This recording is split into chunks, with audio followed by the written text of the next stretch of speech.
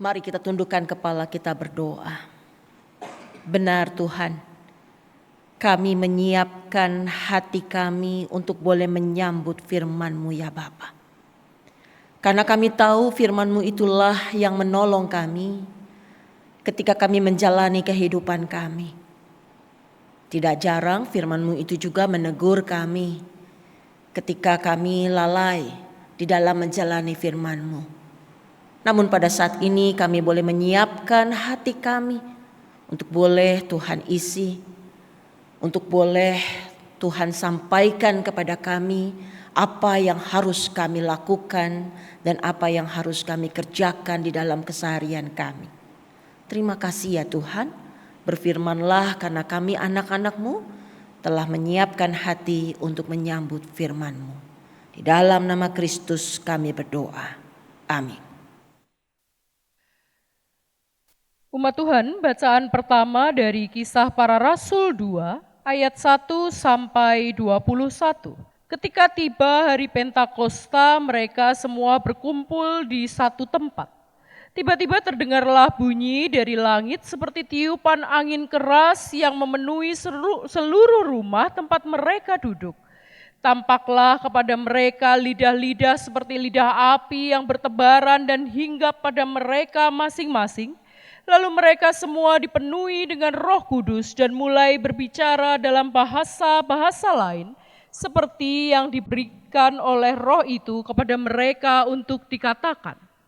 Waktu itu di Yerusalem tinggal orang-orang Yahudi yang saleh dari segala bangsa di bawah kolong langit. Ketika terdengar bunyi itu kerumunlah orang banyak.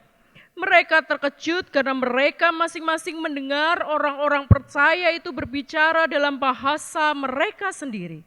Mereka tercengang-cengang dan heran, lalu berkata, "Bukankah mereka semua yang berbicara itu orang Galilea? Bagaimana mungkin kita masing-masing mendengar mereka berbicara dalam bahasa kita sendiri, yaitu bahasa tempat kita dilahirkan? Kita orang Parthia, Media, Elam, penduduk Mesopotamia, Yudea dan Kapadokia, Pontus dan Asia, Frigia dan Pamfilia, Mesir dan daerah-daerah Libya yang berdekatan dengan Kirene, pendatang-pendatang dari Roma, baik orang Yahudi maupun penganut agama Yahudi, orang Kreta dan orang Arab. Kita mendengar mereka berbicara dalam bahasa kita sendiri tentang perbuatan-perbuatan besar yang dilakukan Allah. Mereka semuanya tercengang-cengang dan sangat termangu-mangu sambil berkata seorang kepada yang lain, "Apa artinya ini?" Namun yang lain lagi menyindir, "Mereka sedang mabuk oleh anggur manis." Lalu Petrus bangkit berdiri dengan ke-11 rasul itu, dan dengan suara nyaring ia berkata kepada mereka, "Hai orang-orang Yahudi dan semua orang yang tinggal di Yerusalem, perhatikanlah perkataanku ini dan ketahuilah, orang-orang ini tidak mabuk seperti yang kamu sangka karena hari baru pukul 9. Tetapi tentang itulah apa yang difirmankan dengan perantaraan Nabi Yoel. Akan terjadi pada hari-hari terakhir, demikianlah firman Allah, bahwa aku akan mencurahkan rohku ke atas semua manusia. Maka anak-anakmu laki-laki dan perempuan akan bernubuat, dan taruna-tarunamu akan mendapat penglihatan-penglihatan, dan orang-orangmu yang tua akan mendapat mimpi. Juga ke atas hamba-hambaku laki-laki dan perempuan akan kucurahkan rohku pada hari-hari itu, dan mereka akan bernubuat. Aku akan mengadakan mujizat-mujizat di langit dan tanda-tanda ajaib di bawah di bumi. Darah, api, dan gumpalan-gumpalan asap. Matahari akan berubah menjadi gelap gulita, dan bulan menjadi darah sebelum datangnya hari Tuhan, hari yang besar dan mulia itu. Barang siapa yang berseru kepada nama Tuhan akan diselamatkan. Demikianlah sabda Tuhan. Syukur kepada Allah.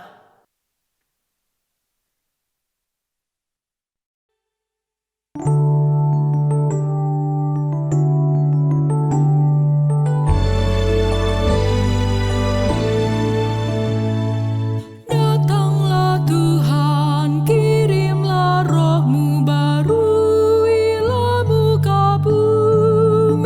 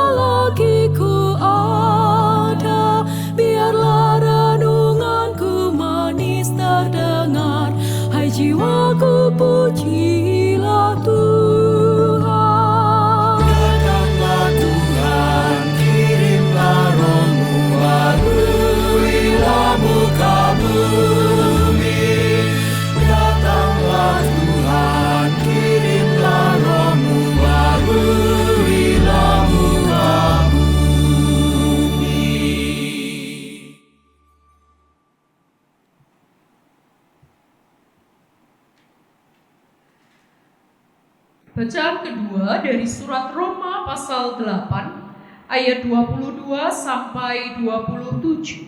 Sebab kita tahu bahwa sampai sekarang segala ciptaan sama-sama mengeluh dan sama-sama merasa sakit bersalin. Bukan hanya mereka saja, tapi kita yang telah menerima karunia sulung roh, kita juga mengeluh dalam hati kita sambil menantikan pengangkatan sebagai anak, yaitu pembebasan tubuh kita. Sebab kita diselamatkan dalam pengharapan, namun pengharapan yang dilihat bukan pengharapan lagi. Sebab sebagaimana orang masih mengharapkan apa yang dilihatnya, namun jika kita mengharapkan apa yang tidak kita lihat, kita menantikannya dengan tekun. Demikian juga Roh membantu kita dalam kelemahan kita. Sebab kita tidak tahu bagaimana sebenarnya harus berdoa, tetapi Roh sendiri menyampaikan permohonan kepada Allah dengan keluhan-keluhan yang tidak terucapkan. Allah yang menyelidiki hati nurani mengetahui maksud Roh itu, yaitu bahwa Ia sesuai dengan kehendak Allah memohon untuk orang-orang kudus. Demikianlah sabda Tuhan. Syukur pada Allah. Injil Tuhan kita Yesus Kristus menurut Injil Yohanes pasal 15 ayatnya yang ke-26 sampai dengan 27, dilanjutkan dengan pasal 16 ayatnya yang ke-4 sampai dengan ayatnya yang ke-15. Ketika penolong yang akan kuutus kepadamu dari Bapa datang, yaitu Roh kebenaran yang keluar dari Bapa, Ia akan bersaksi tentang aku. Kamu juga harus bersaksi karena kamu sejak semula bersama-sama dengan aku. Tetapi semuanya ini kukatakan kepadamu supaya apabila datang saat mereka, kamu ingat bahwa aku telah mengatakannya kepadamu. Hal ini tidak kukatakan kepadamu sejak semula karena aku masih bersamamu. Tetapi sekarang aku pergi kepada Dia yang telah mengutus aku, dan tidak ada seorang pun di antara kamu yang bertanya kepadaku, "Kemana engkau pergi?" Tetapi karena aku mengatakan hal itu kepadamu, hatimu diliputi duka cita. Tetapi benar yang kukatakan ini kepadamu, lebih berguna bagi kamu jika aku pergi. Sebab jikalau aku tidak pergi, penolong itu tidak akan datang kepadamu. Tetapi jikalau aku pergi, aku akan mengutus Dia kepadamu. Ketika Ia datang, Ia akan menginsafkan dunia akan dosa, kebenaran dan penghakiman. Akan dosa karena mereka tetap tidak percaya kepadaku. Akan kebenaran karena aku pergi kepada Bapa dan kamu tidak melihat aku lagi. Akan penghakiman karena penguasa dunia ini telah dihukum. Masih banyak hal yang seharus kukatakan kepadamu, tetapi sekarang kamu belum dapat menanggungnya. Namun apabila Ia datang, yaitu Roh kebenaran, Ia akan memimpin kamu ke dalam seluruh kebenaran, sebab Ia tidak akan berkata-kata dari dirinya sendiri, tetapi segala sesuatu yang didengarnya itulah yang akan dikatakannya. Dan Ia akan memberitakan kepadamu hal-hal yang akan datang. Ia akan memuliakan aku, sebab Ia akan memberitakan kepadamu apa yang diterimanya dari aku. Segala sesuatu yang Bapa miliki adalah milikku. Sebab itu aku berkata, Ia akan memberitakan kepadamu apa yang diterimanya dari aku. Demikianlah Injil Yesus Kristus. Berbahagialah mereka yang mendengarkan firman Allah dan yang memeliharanya. Haleluya.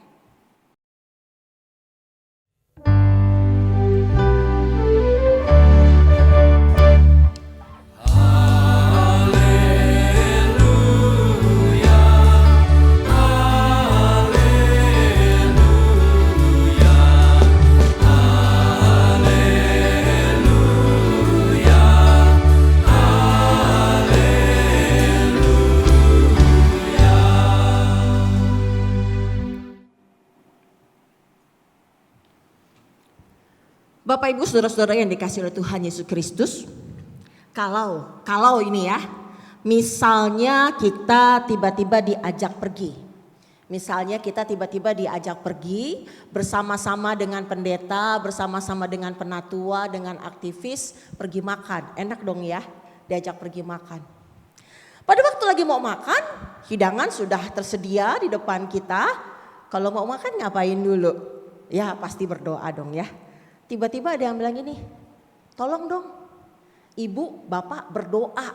Di situ ada pendeta, di sini ada penatua, di sini ada aktivis. Kita diminta untuk berdoa. Kira-kira kita doa apa enggak? Pertanyaannya seperti itu. Apakah kita kemudian, baik mari ibu pendeta, pak pendeta, mari pak penatua, aktivis, kita mau berdoa makan. Kira-kira kita akan jawab seperti itu tidak? Saya yakin enggak. Saya yakin enggak.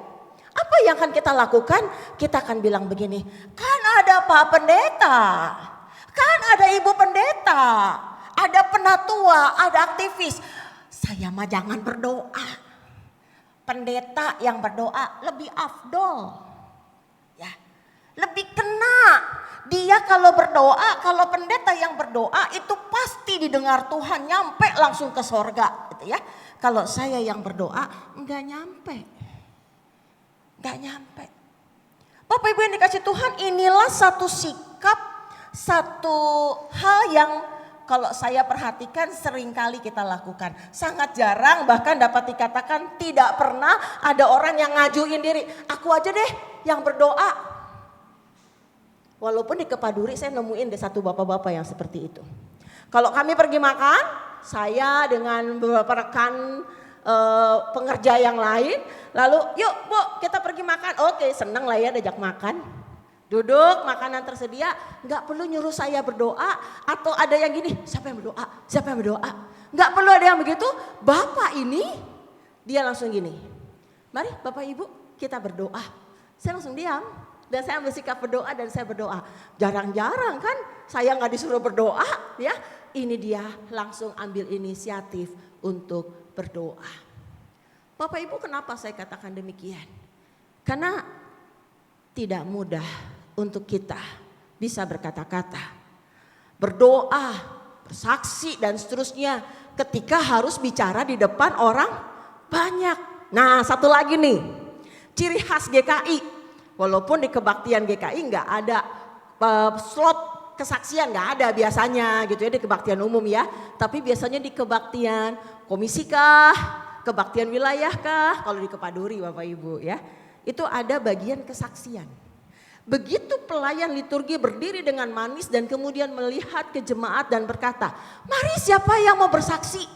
Tahu Bapak Ibu apa yang terjadi? Semua doa syafaat. Kenapa doa syafaat?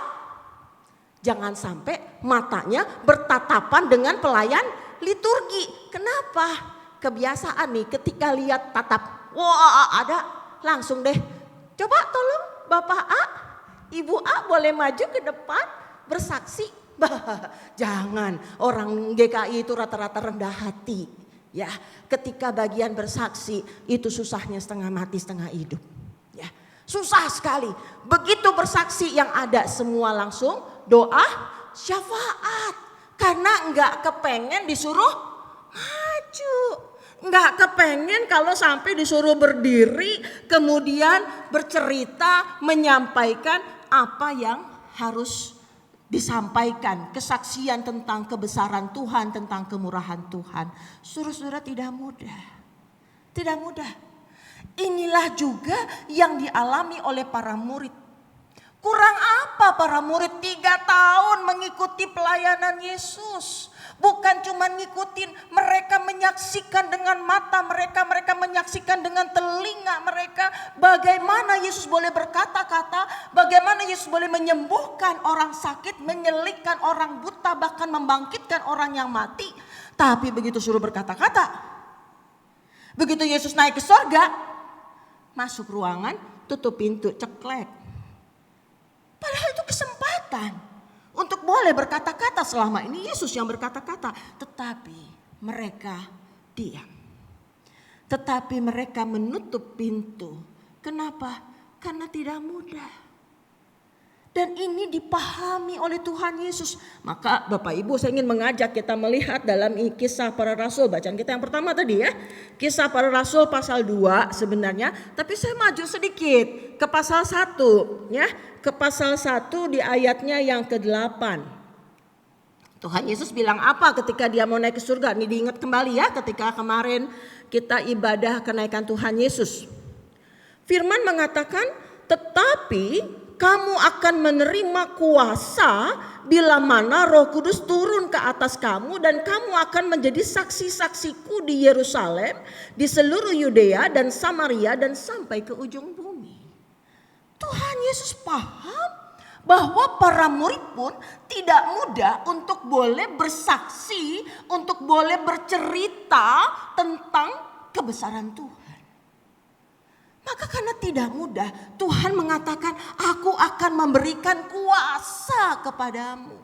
Memberikan kuasa untuk boleh apa? Untuk boleh berkata-kata tentang kebesaran Tuhan. Maka dalam bacaan yang pertama, di dalam pasal 2 ayatnya yang pertama tadi, kalau kita perhatikan di dalam pasal 2 ayat 1 sampai dengan 21 yang tadi telah dibacakan, maka kemudian ada satu peristiwa yang sangat luar biasa. Apa itu? Balik kita lihat lagi ya bacaan kita yang pertama ya. Kitab Kisah Para Rasul pasalnya yang kedua, kita lihat ayatnya yang kedua. Tiba-tiba terdengarlah bunyi dari langit seperti tiupan angin keras yang memenuhi seluruh rumah tempat mereka duduk. Ayat 3, tampaklah kepada mereka lidah-lidah seperti lidah api yang bertebaran dan hinggap pada mereka masing-masing. Lalu ayat 4, lalu mereka semua dipenuhi dengan Roh Kudus dan mulai berbicara dalam bahasa-bahasa lain seperti yang diberikan oleh Roh itu kepada mereka untuk dikatakannya. Bapak Ibu yang dikasih Tuhan, apa yang terjadi ketika Tuhan memberikan satu janji ketika dia naik ke surga? Aku akan memberikan kuasa kepadamu untuk engkau boleh bersaksi di mana-mana bahkan ke seluruh dunia. Maka dalam pasal 2 diceritakan adalah ada satu peristiwa yang sangat luar biasa. Bayangkan kalau di sini tiba-tiba atau di rumah Bapak Ibu tiba-tiba terdengar dari langit bunyi yang seperti angin keras memenuhi seluruh rumah. Kira-kira kita bereaksinya seperti apa?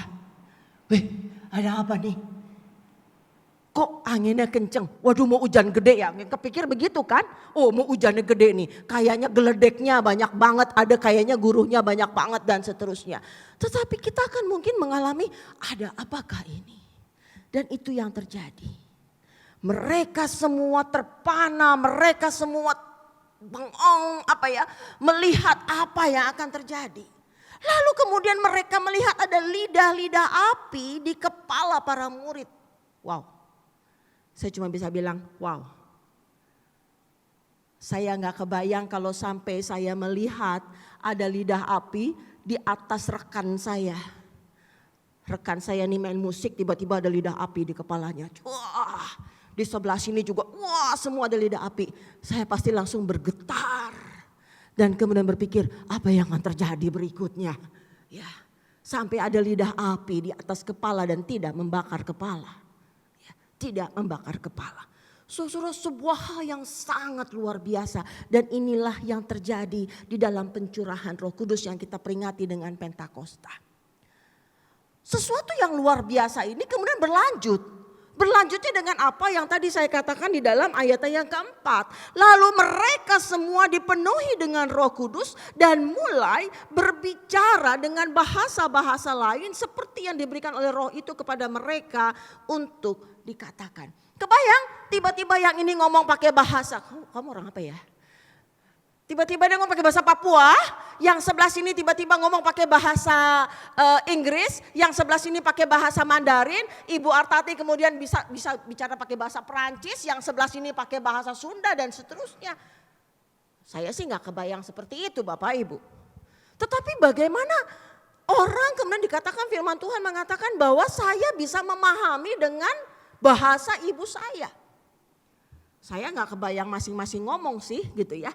Tetapi bagaimana ini terjadi dan membuat mereka terpana lebih jauh lagi. Sampai akhirnya mereka bilang, bukankah mereka semua ini adalah orang Galilea? Kok saya bisa memahami dengan bahasa ibu saya? Bahasa ibu artinya saya bisa paham dengan sangat baik. Saya pernah berkata begini, saya kalau pakai bahasa Inggris, orang bercakap-cakap dengan bahasa Inggris, saya mengerti enggak? Ngerti, tapi mikirnya lama. Karena saya harus proses dulu di kepala saya.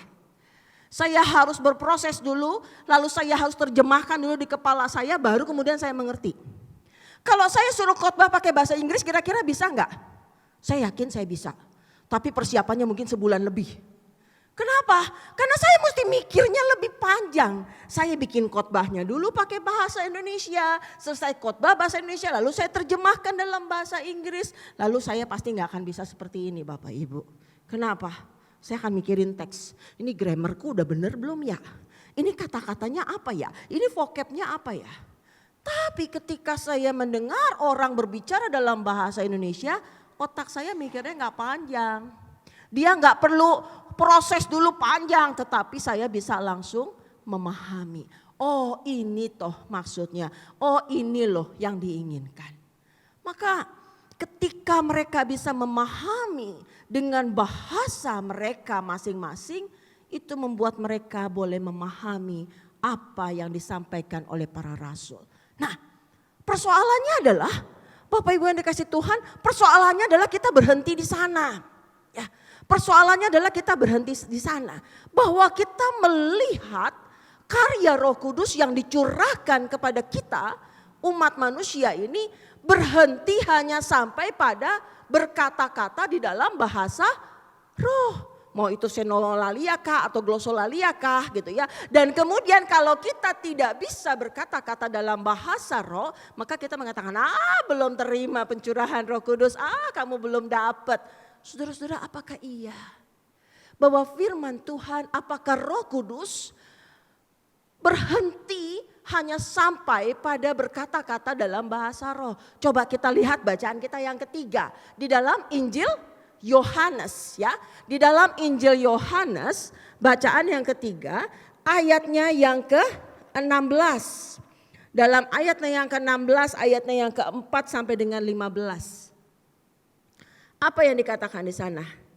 Di sana firman Tuhan mengatakan bahwa roh yang diberikan oleh Tuhan kepada para murid ketika dia pergi, roh penghibur itu dia akan memimpin orang untuk boleh berkata-kata, untuk boleh menyampaikan segala sesuatu berdasarkan pimpinan dari Tuhan sendiri, dari Allah sendiri. Dan ini bukan persoalan bahasa roh atau tidak bahasa roh.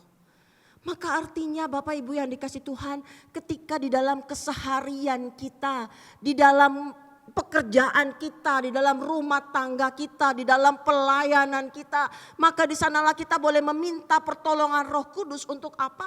Untuk boleh menata kata-kata yang keluar dari mulut kita. Supaya kata-kata yang keluar dari mulut kita ini adalah kata-kata yang baik. Kata-kata yang ada di bawah pimpinan Tuhan. Kenapa kok ini penting? Berapa banyak perkataan yang keluar dari mulut kita itu justru perkataan yang kurang baik. Ketika kita ngomongin kejelekan orang, ketika ini biasanya ibu-ibu, ketika mulai berdua, kamu tahu nggak? Atau rahasia ya, ini rahasia ya. Kamu jangan ngomong-ngomong lagi sama yang lain ya. Ini rahasia ya. Kira-kira yang dia omongin rahasia-rahasia dan jangan ngomong orang lain ini, itu adalah perkataan yang baik atau tidak baik? Bisa jadi baik, bisa jadi baik. Tapi kebanyakan yang enggak. Ya, kebanyakannya adalah tidak baik. Ketika dua orang mulai, kamu tahu enggak? Kamu kenal gak sama si ibu ini loh? Kamu kenal gak sama pendeta Angelin loh? Tahu gak pendeta Angelin itu ya? Nah begitu kalimatnya pendeta Angelin itu ya. Kira-kira dia akan bilang gini gak? Pendeta Angelin itu ya cantik loh, ramah loh, baik hati loh. Enggak Bapak Ibu. Enggak. Ketika kalimat intonasinya udah seperti itu, maka biasanya jelek.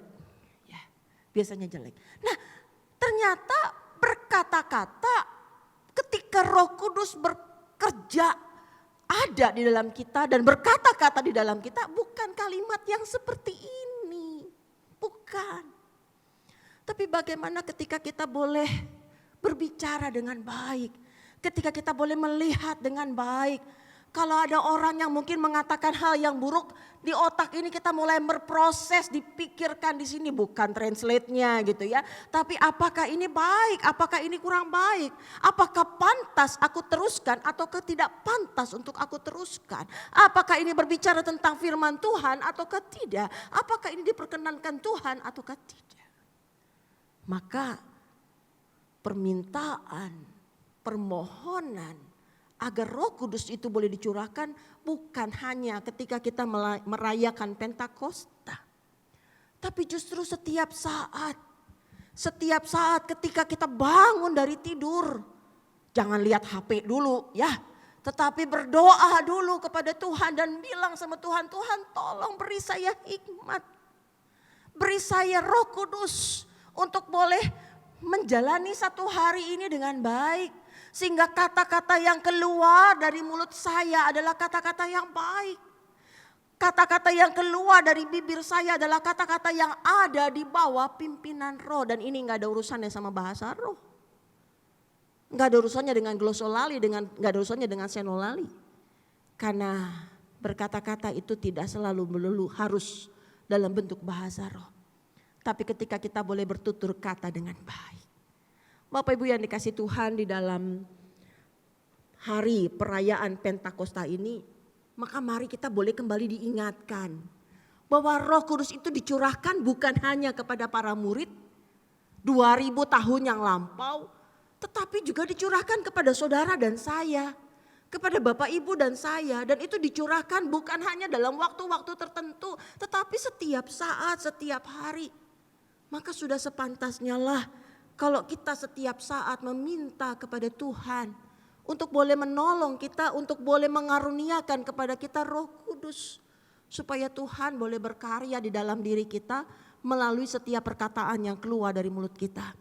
Sehingga perkataan yang keluar itu adalah perkataan yang baik, perkataan yang benar, dan perkataan yang ada di dalam pimpinan Roh Kudus.